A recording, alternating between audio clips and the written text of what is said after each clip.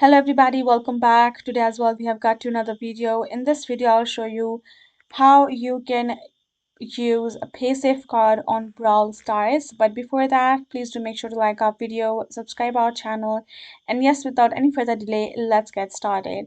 Now, Paysafecard is a payment method that you can use for purchasing. Now, if you have been wondering whether you can use it or not, first of all, access your Brawl Stars. Right now, I'm in Supercell.com, and if I go to store from this section, let's say I have this Brawl Stars store I am in. I'm gonna simply have to log in with my ID.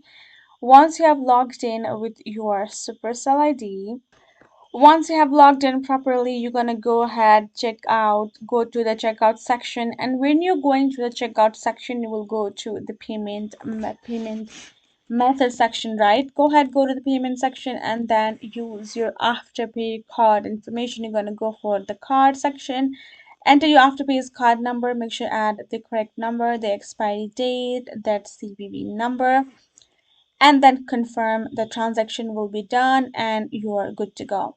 That's basically how you will be able to use Paysafecard for Brawl Stars. Hope this video helped. Thank you so much for watching. I will see you guys in our next video.